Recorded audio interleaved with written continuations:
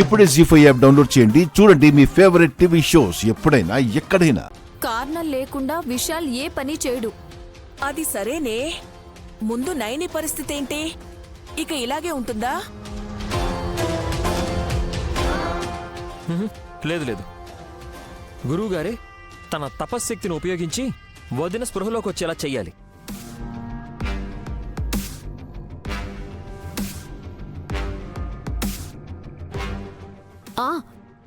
అవును, చేయాలి. అవును, చేసి తీరాల్సిందే. నువ్వు ఎమోషనల్ అవుతావేంట్రా? డాక్టర్ల వల్ల కాకని విశాల్ ఇక్కడ తెచ్చిపెట్టాడు. కానీ గురువుగారి వల్ల అవుతుంది. అమ్మవారి ఉపాసకులు, మన శ్రేయోభిలాషులు ఈ మేలు చేసి పుణ్యం కట్టుకుంటారు. ఆయన వల్ల అవుతుందంటారా? ఏం మాట్లాడుతున్నావు అల్లుడు? గురువుగారు, ఇది మీకు పరీక్ష కాదు, మా నమ్మకానికి పరీక్ష. ఖచ్చితంగా మీరిప్పుడు కోమాలో ఉన్న నైనిని కళ్ళు తెరిచేలా చేయాల్సిందే. దురంధర, మీకు మీరే పందాలు పోటీలు పెట్టుకుని నన్ను శంకిస్తున్నట్టుంది. అలా అనుకోకండి గురువుగారు, మీ ప్రయత్నం మీరు చేయండి. మా చెల్లి కోసం మేం మొక్కని దేవుడు తిరగని గుడి లేదు గురువుగారు. ఆగండక్క,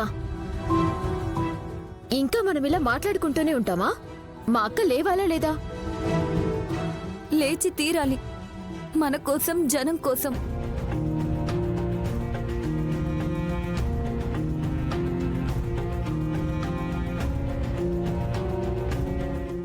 అలాగే కాస్త ఓపికతో చూడండి.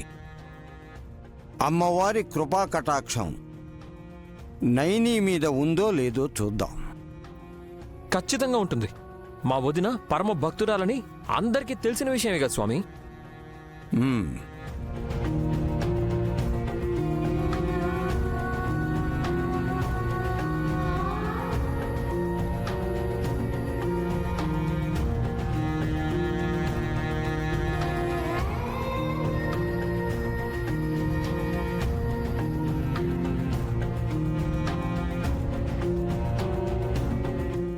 ఓం నమః శివాయ. ఓం శ్రీ మాత్రే నమః.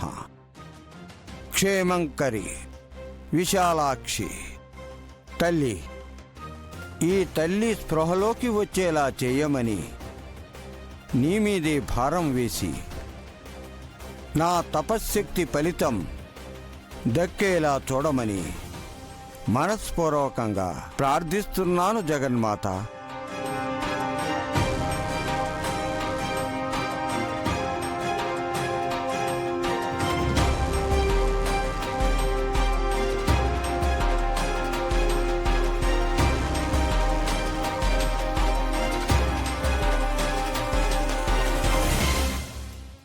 చేయి కదిలింది.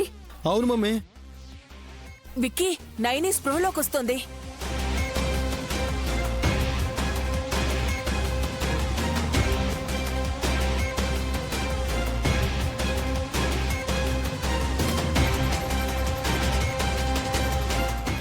అత్తయ్య, నువ్వు, నేను, నైని వదినతో పాటు గురువుగారు, చివరికి గాయత్రి పాప కూడా బ్రహ్మాండంగా నటిస్తాము.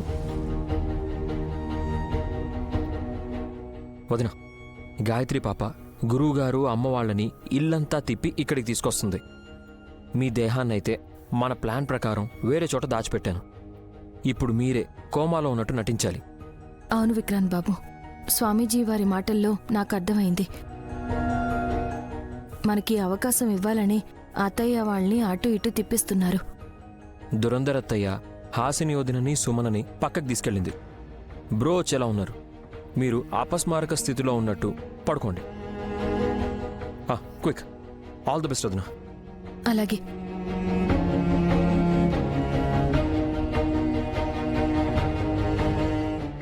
మీరు కూడా త్వరగా వెళ్ళిపోండి. ఓకే వదిన.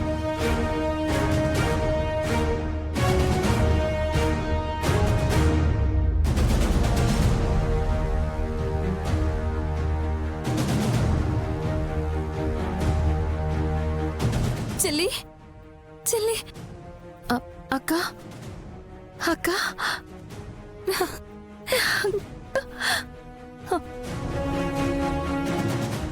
నైనక్క సుమనా నైని కళ్ళు తెరిచావు. మమ్మీ గాయత్రి పెద్దమ్మకే కాదు పెద్ద మరదలికి కూడా పునర్జన్మనే. అంతేగా.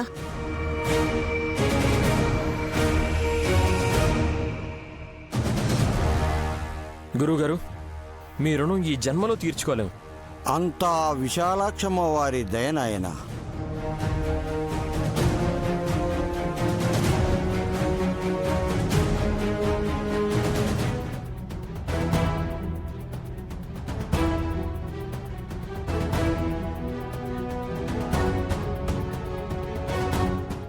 ఎంత నాటకవాడింది కొత్తక్క. త్రినేత్రి ఆడలేదు సుమనా, ఆడించింది. అన్ని తెలివితేటలు దేవీపురం అమ్మాయిలకి ఉన్నాయా అని నాకు కొత్త అనుమానం పుట్టుకొచ్చిందత్తయ్య. అబ్బా ఇక చాలా చిన్న మరదలా. ఉమ్. ఎన్ని రోజులు డౌట్లతో మా బుర్రలు తూట్లు పడుంటాయి. అరే నాలాగా తెలివిలేని వాళ్ళన్నా అయ్యుండొచ్చు, లేదా అతి తెలివి వాళ్ళైనా అయ్యుండొచ్చు. ఏది ఏమైనా అరే ఆ మోసకారి త్రినేత్రి అయితే జంప్ అయిపోయింది కదా. ఇంట్లో ఉండే బామ్మగారికి కూతురు వైకుంఠం, అల్లుడు ముక్కోటికి ఎలా చెప్పాలో ఆలోచించండి. ఇంకేంటత్తయ్య ఆలోచించేది? వాళ్ళ మనవరాలే లేనప్పుడు వాళ్ళనెందుకు సాకటం? అరే మన సొమ్మేం పోవడం లేదు కదా మరదలా. మా నైనక్క ఆస్తులే తింటున్నా మనకి చుట్టం కాని వాళ్లను ఇంట్లో ఉంచుకోవటం ఎందుకు బావుగారు? అలాగని పంపిస్తే త్రినేత్రిని మనం పట్టుకోలేము. అరే మళ్ళీ ఆ జిత్తుల మారెందుకు మమ్మీ? తిరిగి తీసుకొస్తే కన్ఫ్యూజ్ అయి చస్తావత్తయ్యా. దాన్ని పట్టుకుని నైనికి చెక్ పెడితే అరే అర్థం కాలేదత్తయ్య. మమ్మీ పోయి పోయి నువ్వు తోడబుట్టిన చెల్లెల ముందే చెప్తున్నావు. రే చెల్లి చెల్లే, పేకాట పేకాటే. 100 కోట్లలో వాటా వస్తుంది అంటే సుమన మన మాట వినదా ఏంటి? అంత ఆస్తి అప్పనంగా వస్తుంది అంటే నేను మీ మార్గంలోనే నడుస్తానత్తయ్యా. ముళ్ళు కాదు కదా, కత్తులున్నా సరే అడుగులు వేసిస్తాను. అమ్మా డబ్బంటే ఎంత పిచ్చి సుమనా నీకు. అది లేని వాళ్లను పిచ్చి వాళ్ళలా చూసే కాలంలో ఉన్నాం బావుగారు. అత్తయ్య ఐడియా ఏంటో చెప్పండి, నేను మీతో చేతులు కలుపుతాను. త్రినేత్రి నైనిలా నటించి ఎంత ఆస్తిని వెనకేసుకుందో కనుక్కుందాం.